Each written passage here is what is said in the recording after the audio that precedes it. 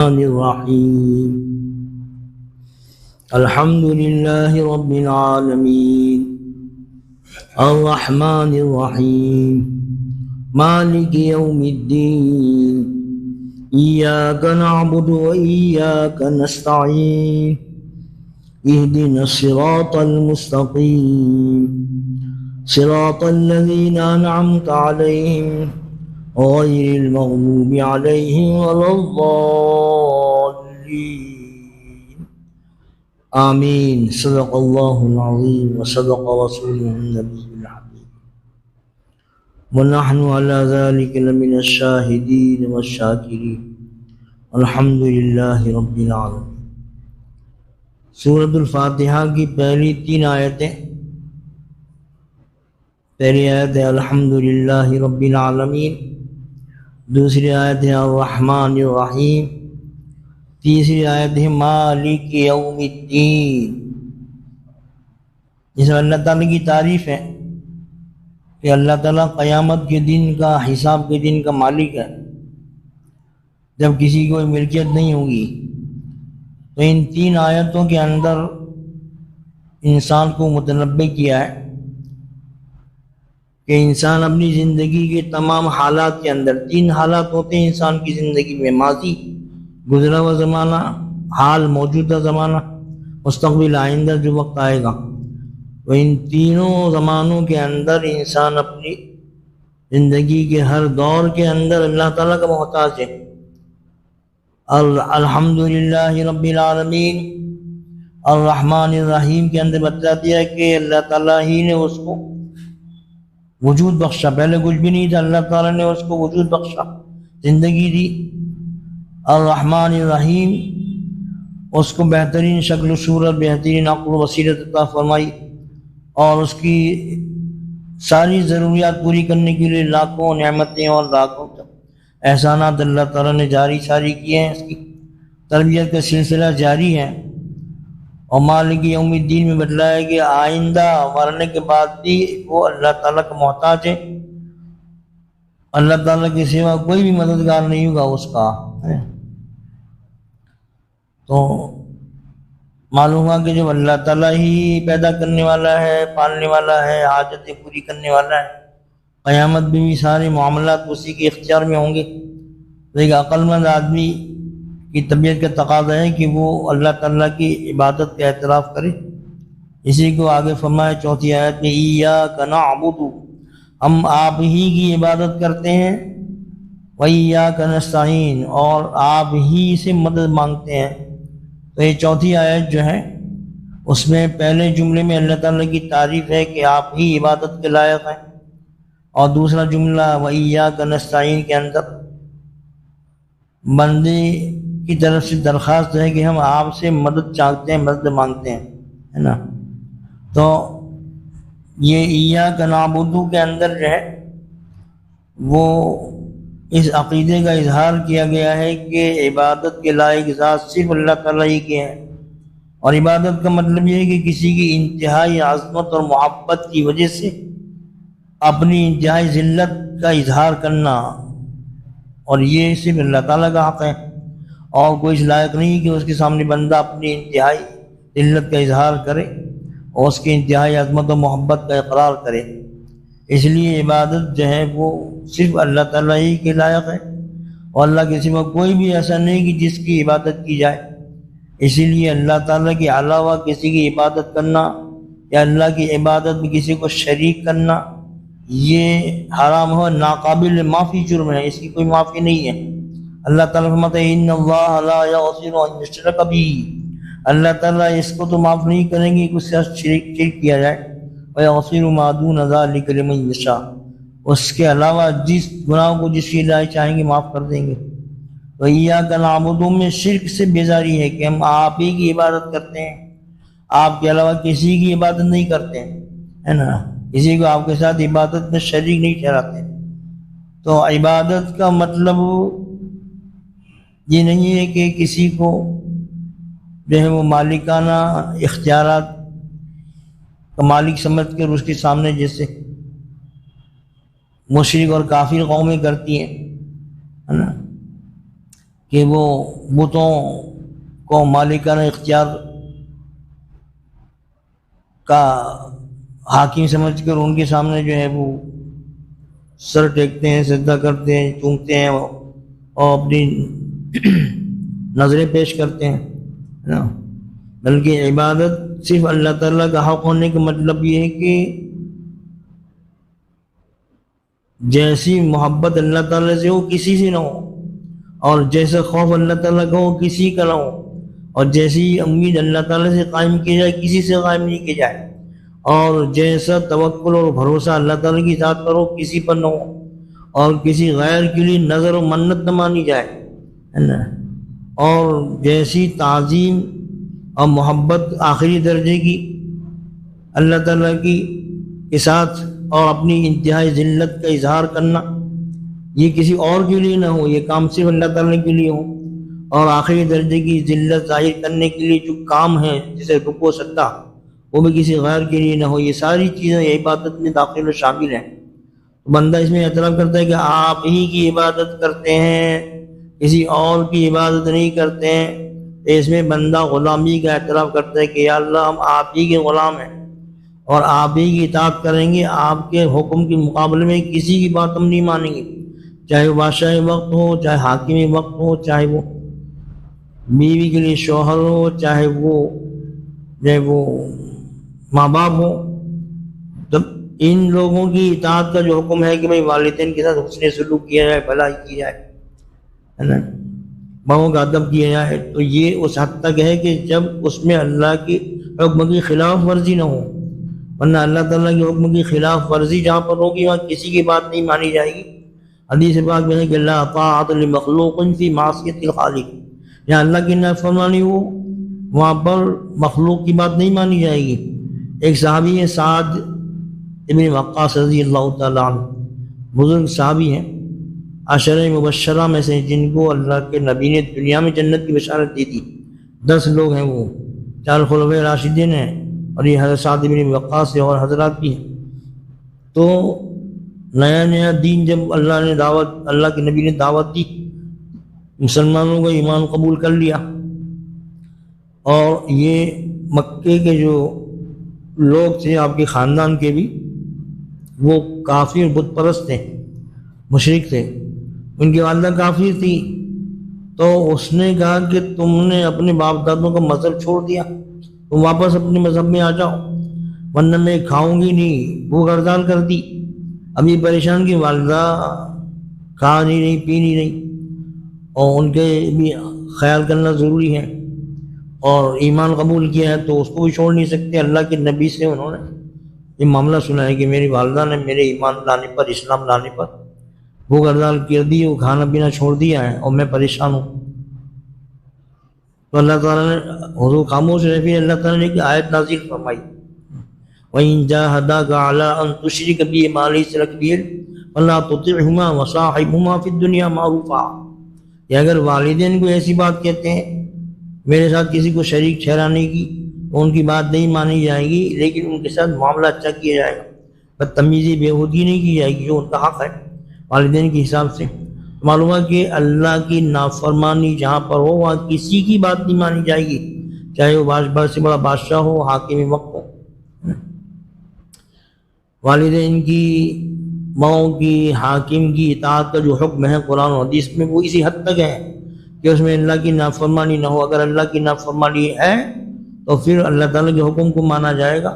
تو ایاک نعبد کے اندر بندہ اقرار کرتا ہے نماز کی ہر رکعت میں کہ ہم آپ ہی کی عبادت کرتے ہیں، آپ ہی کے حکم پر چلتے ہیں، آپ کے حکم کے مقابلے میں کسی کی بات کو اہمیت نہیں دیتے۔ اب ہم لوگ غور کریں کہ ہم نماز میں جس بات کا اقرار کرتے ہیں کہ آپ ہی کی مرضی کے مطابق چلتے ہیں، تو ہم سوچیں کہ کیا ہم اپنے اس اقرار میں سچے ہیں کہ اپنے رب کی مرضی کے مطابق جن کاموں کو اللہ تعالیٰ نے حکم فرمایا ہے ان کو کرتے ہیں، جن سے منع کیا اس سے بچتے ہیں، یا پھر اپنے نفس کی بات پر چلتے ہیں، اپنے دوستوں کی بات کو چلتے ہیں، اپنی بیوی کے مشورے پر چلتے ہیں، ہے نا۔ تو ہر آدمی کو غور کرنا چاہیے۔ تو ایاک نعبد میں یہ پیغام دیا کہ بھئی اللہ تعالیٰ قیامت کے دن حساب لے گا، اور حساب ہر چیز کا ہوگا، عمر کا ہوگا، روزی کمانے کا، خرچ کرنے کا ہوگا، علم پر عمل کا ہوگا، ہر معاملے کا ہوگا۔ ایک ایک بول جو زبان سے نکلتا ہے، ہم جو معاملہ کسی کے ساتھ کرتے ہیں، چلتے پھرتے ہیں، سب کے بارے میں سوال ہوگا۔ ثم لتسألن یومئذ عن النعیم، اس دن جو ہے نعمتوں کے بارے میں سوال ہوگا، پوچھا جائے گا، اور سب موجود ہوگا، لکھا ہوا، آدمی انکار نہیں کر سکتا، ہے نا۔ تو جب یہ تصور ہے آدمی کو کہ میں جو بھی کچھ کر رہا ہوں ایک دن سب اللہ تعالیٰ کے سامنے پیش ہوگا، فرشتوں کی گواہی کے ساتھ، انکار کی کوئی گنجائش نہیں ہوگی، اور اللہ تعالیٰ مجھے دیکھ رہا ہے، میرا ہر حال اس کے سامنے ہے نا، اور وہ اس کے متعلق پوچھے گا بھی۔ یہ تصور جب ہوگا کہ اللہ تعالیٰ کے سامنے پیشی ہونی ہے، ہر زندگی کا عمل سامنے لایا جائے گا، اس کا جواب دینا پڑے گا،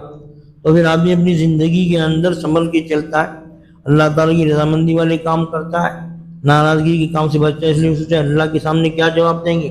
تو اللہ کے سامنے جواب دہی کی جو فکر ہے وہ آدمی کو سیدھے راستے پر چلاتی ہے اور گناہوں سے بچاتی ہے۔ آج ہماری مصیبت یہ ہے کہ آخرت کا تصور کہ اللہ کے سامنے پیش ہونا ہے، یہ ہمارے دماغوں سے بات نکل گئی، اس لیے جو ہے وہ گناہوں کی کثرت ہو رہی ہے۔ صحابہ نے جو کلمہ پڑھا لا الہ الا اللہ محمد الرسول اللہ، تو ان کے دل کے اندر یہ بات جم گئی کہ اللہ تعالیٰ کے سامنے مرنے کے بعد پیش ہونا ہے، حساب دینا ہے، اور اس وجہ سے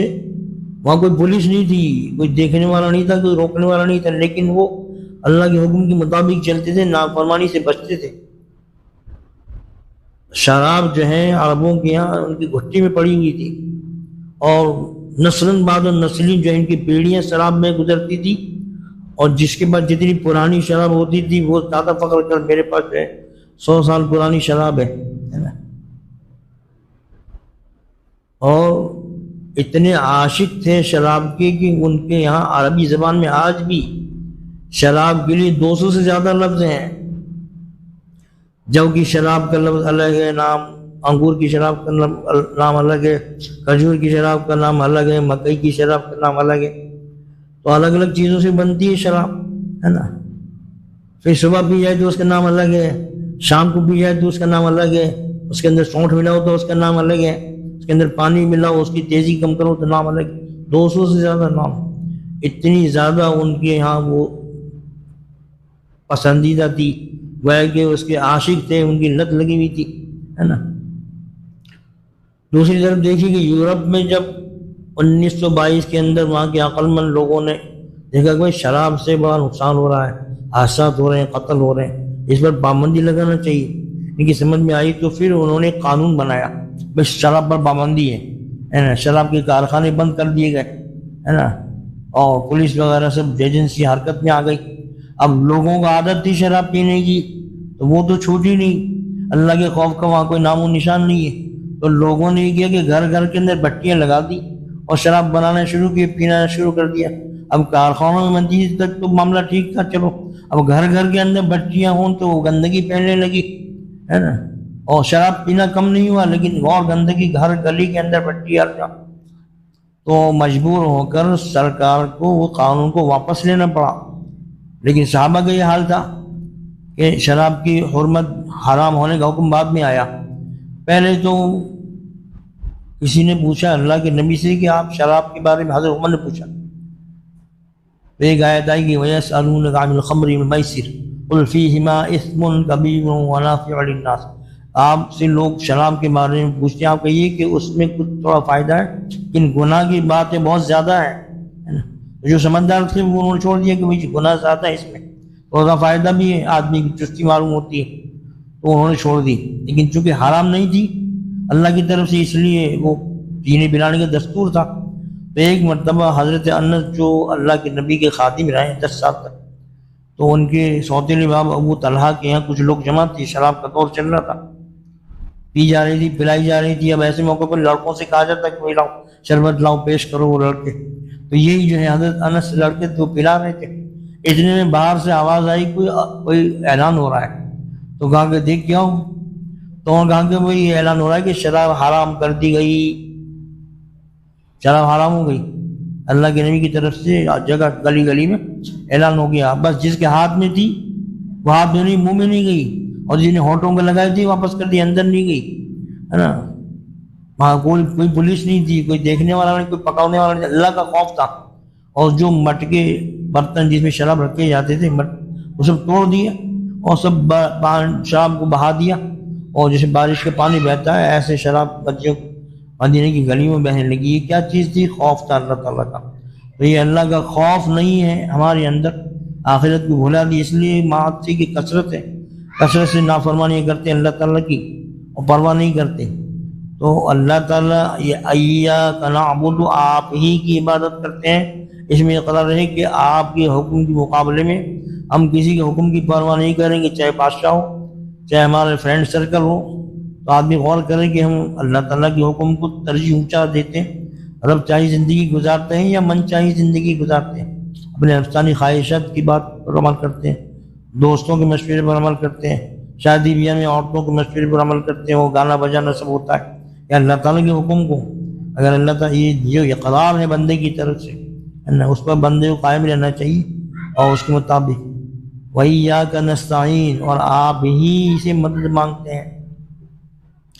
بھائی شراب کی طرح زنا بھی عرب کے اندر اسلام سے پہلے بہت خرابیاں تھیں، زنا بھی عام تھا، ہے نا۔ تو ایک صحابی جو مکے میں رہتے تھے، اس وقت تو صحابی نہیں تھے، ایمان نہیں لائے تھے، تو اس مکے میں اسلام سے پہلے ایک عورت سے ان کا تعلق ہو گیا، آپس میں جنسی تعلقات جیسے عشق معاشرے میں ہوتا ہے ہونے لگا، پھر یہ مسلمان ہو گئے، ہے نا۔ وہ عورت مکے میں رہ گئی، یہ مسلمان ہوئے تو وہ ہجرت کا حکم ہے، مدینے چلے گئے مکے سے، ہے نا۔ ایک مرتبہ مدینے سے کسی کام کے لیے مکے آئے، وہ عورت ملی ان سے اور پرانی دوستی کا واسطہ دیا، ہے نا، ایک چلو دعوت دی، کہا کہ نہیں میں مسلمان ہو گیا، اسلام بیچ میں آ گیا، یہ کام تو نہیں ہو سکتا۔ تو اس نے اپنی محبت کی واسطے دی، میں تم مشکل چاہتی ہوں، تمہارے بغیر میری زندگی نہیں گزر سکتی، تم ایسے جواب دیتے ہو؟ تو انہوں نے کہا کہ بھائی دیکھو زنا کا تو کوئی سوال ہی نہیں،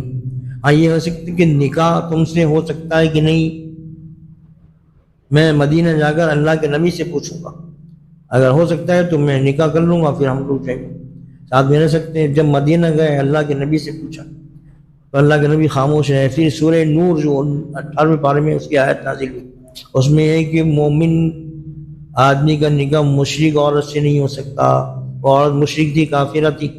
اور انہوں نے فوراً جواب دے دی کہ بھئی تمہارا نکاح بھی نہیں ہو سکتا، جیسے کہ تم کافر ہو میں مومن ہوں، اور بالکل ذرا بھی اس میں پشو پیش نہیں کی، زیادہ برابر بھی، اور اللہ کے نبی کے حکم کے مطابق اس کو جواب دے دیا۔ تو یہ کیا تھا؟ اللہ کے نبی اللہ کے ہر حکم کو مانتے تھے، اس پر عمل کرتے، چاہے نفس پر کتنے آرے چل جائیں، اس لیے کہ اللہ تعالیٰ کا کے سامنے پیشی کا خوف تھا۔ سورہ رحمان کے اندر ایک آیت ہے وَلِمَنْ خَافَ مَقَامَ رَبِّهِ جَنَّتَانِ، کہ جو اللہ تعالیٰ کے سامنے کھڑے ہونے سے ڈرا، ہے نا، وَنَهَى النَّفْسَ عَنِ الْهَوَىٰ فَإِنَّ الْجَنَّةَ هِيَ الْمَأْوَىٰ، کہ اللہ کے سامنے کھڑا ہونا ہے، زندگی بھر کے کاموں کا حساب دینا ہے نا، باز پرس ہوگی، سوالات ہوں گے، اس لیے میں تو نافرمانی سے بچوں۔ تو اس کے لیے 2 جنت کا وعدہ ہے، اللہ تعالیٰ کے سامنے کھڑے ہونے سے خوف رہا، قیامت سے ڈرا، اور اپنی خواہشات پر عمل نہیں کیا تو وعدہ ہے اس کے لیے جنت کا وعدہ ہے۔ تو آگے جملہ ہے وَإِيَّاكَ نَسْتَعِينُ، ہم آپ ہی سے مدد مانگتے ہیں۔ تو ایاک نعبد میں تو شرک سے برات ہے کہ ہم آپ کے ساتھ کسی کو شریک نہیں ٹھہراتے۔ تو جیسے بت کو حاجت روا سمجھ کر اس کی تعظیم کرنا سجدے کرنے شرک ہے کھلا ہوا، ایسے ہی جو ہے وہ کسی کی تعظیم، کسی کی فرمانبرداری کو اللہ کے حق کے برابر درجہ دینا، یہ بھی شرک میں داخل ہے۔ ایک صحابی ہے عدی بن حاتم، حاتم تائی کا نام مشہور ہے، عرب کے سخیوں کے اندر تھے، ان کے لڑکے مسلمان ہو گئے، پہلے وہ نصرانی تھے، تو جب مسلمان ہو گئے تو انہوں نے قرآن مجید کی ایک آیت کے بارے میں اللہ کے نبی سے پوچھا، ہے نا، قرآن میں اتخذوا احبارهم ورهبانهم اربابا من دون اللہ، کہ یہود و نصارہ نے اپنے عالموں کو رب بنا لیا۔ تو انہوں نے کہا کہ بھئی ہم تو اپنے عالموں کی عبادت نہیں کرتے تھے، پھر قرآن نے ہم پر یہ الزام کیسے لگایا؟ تو اللہ کے نبی نے فرمایا کہ ایک بات بتاؤ کہ تمہارے عالم ان چیزوں کو جن کو اللہ نے حلال کیا ہے حرام کہتے تھے اور تم پر عمل کرتے تھے؟ کہا کہ ہاں۔ پھر کہا کہ اللہ تعالیٰ نے جن چیزوں کو حرام قرار دیا تمہارے عالم اس کو حلال کہتے تھے، تم ان کی پیروی کر کے حلال سمجھتے؟ کہا یہ تو ہے، یہی تو عبادت ہے۔ تو معلوم ہے کہ کسی چیز کے حلال یا حرام ہونے کا اختیار صرف اللہ تعالیٰ کو ہے، کسی مخلوق کو نہیں کہ کسی کو حلال اور کسی کو حرام قرار دیں۔ اور اگر کوئی شخص جانتے ہوئے کہ یہ چیز حلال یا حرام ہے اس کے خلاف اپنی مرضی سے اس کے خلاف کرے گا تو وہ بھی ایک طرح سے اللہ تعالیٰ کے ساتھ شرک کرنے والا ہے اور شرک کی گناہ میں برابر کا شریک ہے۔ یعنی عدی بن حاتم جو ہے وہ اللہ کے نبی کے پاس آئے، مسلمان ہو گئے، تو صلیب کراس جو ہوتا ہے نا عیسائیوں کا، ان کے گلے میں لٹکا ہوا تھا، لٹکاتے ہیں عیسائی لوگ۔ تو اللہ کے نبی نے کہا کہ اس بت کو اپنے گلے میں سے دور کرو، حالانکہ اس وقت ان کا عقیدہ وہ نہیں تھا جو نصرانیوں کو ہوتا ہے، وہ اسلام لا چکے تھے، لیکن چونکہ یہ علامت ہے شرک کی، اس لیے اس علامت کو بھی اللہ کے نبی نے ہٹوایا کہ کوئی ایسا کام یا کوئی ایسی نشانی بھی نہیں ہونی چاہیے جو اللہ کے ساتھ شرک کرنے والوں اور کافروں اور اللہ کے باغیوں کے یہاں اس کو مقدس سمجھا جاتا ہے۔ تو حضرت مفتی شفیع صاحب نے لکھا ہے کہ افسوس کی بات ہے، یہ آج سے 50 سال پہلے لکھا کہ ہزاروں مسلمان جو ہیں وہ ریڈ کراس ہے نا، لال وہ ریڈ کراس ایک پوری دنیا میں کام کرتی ہے، اس کا وہ لگاتے ہیں اور گھومنے کی کوئی فکر نہیں، حالانکہ یہ تو شرک کی علامت ہے۔ اللہ کے نبی نے ان کے گلے سے ہٹوایا تھا اس کو حضرت عدی رضی اللہ تعالیٰ عنہ کے۔ تو کوئی بھی کام ایسا کرنا جو مشرکوں کے مذہبی رسم ہے وہ بھی شرک میں داخل ہے۔ جیسے بعض لوگ چوٹی رکھتے ہیں پیچھے ایریل، تو اگر کوئی آدمی چوٹی رکھے گا تو وہ بھی مشرکانہ رسم ہونے کی وجہ سے وہ شرک کا عمل کرنے والا ہوگا، ہے نا۔ تو یہ ساری چیزیں جو ہیں وہ مثلا کسی کی ایسی تعظیم کرنا اور اپنا انتہائی عاجزی کا اظہار کرنا، جیسے رکوع کرنا کسی کے سامنے، سجدہ کرنا کسی کے سامنے، جاہل لوگ جاتے ہیں قبروں پر سجدہ کرتے ہیں، یہ سب شرک میں داخل ہے اور ناقابل معافی جرم ہے۔ یا کوئی ایسا کام کرنا جیسے طواف کا حکم چکر لگانے کا خانہ کعبہ کے لیے ہے، خانہ کعبہ کے علاوہ کسی جگہ کا طواف لگانا، چکر لگانا، اس کو عبادت سمجھنا، جاہل لوگ کرتے ہیں اس طرح سے، یہ سب شرکیہ کام ہے۔ اللہ تعالیٰ ہماری حفاظت فرمائے۔ وَإِيَّاكَ نَسْتَعِينُ، آپ ہی سے مدد مانگتے ہیں۔ اس میں بندہ اعتراف کرتا ہے کہ میں عاجز ہوں، آپ کی مدد کے سوا میں کچھ نہیں کر سکتا، تو اس میں اپنے عجز کا اعتراف ہے، اور یہ کہ اللہ تعالیٰ کی قدرت کا، کہ قدرت اور طاقت صرف اللہ تعالیٰ کی ہے، اللہ تعالیٰ کی مدد کے بغیر ہم کوئی کام نہیں کر سکتے۔ تو یہ اللہ تعالیٰ کی تعریف بھی ہے، اس میں بندے کی طرف سے درخواست بھی ہے کہ ہم آپ سے مدد چاہتے ہیں۔ اب یہ نہیں پڑھ کہ کس کام میں مدد چاہتے ہیں، کیا مطلب یہ ہے کہ زندگی کے سارے دین اور دنیا کے سارے اہم مقاصد کے اندر ہم آپ کی مدد چاہتے ہیں، آپ کی مدد ہوگی تو ہم کامیاب ہو سکتے ہیں، آپ کی مدد نہیں ہوگی تو ہم کامیاب نہیں ہو سکتے۔ اسی لیے مدد صرف اللہ تعالیٰ سے مانگنا چاہیے، بھروسہ صرف اللہ تعالیٰ پر ہونا چاہیے۔ قرآن مجید میں جگہ جگہ اس کی تعلیم ہے، وَعَلَى اللَّهِ فَلْيَتَوَكَّلِ الْمُؤْمِنُونَ، ایمان والوں کو تو صرف اللہ تعالیٰ پر بھروسہ کرنا چاہیے۔ ایک جگہ ہے وَعَلَى اللَّهِ تَوَكَّلْنَا، اللہ تعالیٰ ہی پر بھروسہ کرتے ہیں، معلوم کہ نہ اپنی عقل اور تدبیر پر بھروسہ کرے، نہ اپنی طاقت پر بھروسہ کرے کہ میں یہ کام ایسے کر لوں گا ایسے کر لوں گا، بلکہ ہر کام کو اللہ کے حوالے سپرد کرے کہ یا اللہ میرے لیے آسانی پیدا فرما، میرے لیے مشکل کو دور فرما، مجھے اپنے مقصد میں کامیابی عطا فرما۔ تو اللہ تعالیٰ کی مدد سے مشکل کام آسان ہو جاتا ہے، اور اللہ کی مدد کے بغیر آسان سے آسان کام بھی آدمی نہیں کر سکتا۔ اس لیے اپنے بھروسے پر، اپنی عقل پر، تدبیر پر بھروسہ کریں، کسی دوست مدد کر دے گا، رشتہ دار مدد کر دیں گے، وہ خود محتاج ہے، وہ کیا مدد کرے گا؟ سب کی مدد کرنے والی ذات کون ہے؟ اللہ تعالیٰ کی ذات ہے۔ اللہ تعالیٰ ہم کو سمجھ عطا فرمائے۔ واقعی اللہم صلی علی سیدنا محمد عبدک و رسولک وعلی المؤمنین والمؤمنات والمسلمین۔ الہی اپنی سچی محبت عطا فرما، اپنی اطاعت عطا فرما، نافرمانی سے ہماری حفاظت فرما۔ نبی پاک علیہ الصلوۃ والسلام کی سچی محبت، اتباع و پیروی، وفاداری عطا فرما۔ شیطان و نفس کی پیروی سے ہماری حفاظت فرما۔ نعمتوں کی شکر گزاری، قدردانی نصیب فرما، ناشکری، ناقدری سے ہماری حفاظت فرما۔ اپنی رضامندی والے اعمال کی توفیق عطا فرما، ناراضگی والے کاموں باتوں سے ہماری حفاظت فرما، بیماروں کو صحت و شفا عطا فرما، پریشان حالوں کو پریشانی کو دور فرما، اپنے پاک کلام کی عظمت و محبت عطا فرما، اس کو پڑھنے کی، سمجھنے کی، اس کے مطابق عمل کرنے کی توفیق عطا فرما، ہم کو، ہماری اولادوں کو، نسلوں کو دین پر قائم رکھ، ہر قسم کی بے دینی، گمراہی سے، بے راہ روی سے ہماری حفاظت فرما، جو خیر و بلائی اللہ کے نبی نے آپ سے مانگی عطا فرما، جن شرور و فتن سے اللہ کے نبی نے آپ کی بنا چاہیے ہماری حفاظت فرما، مظلوموں کی مدد فرما، جو کوئی نقصان مسلمانوں کو ہو رہا ہے ظالم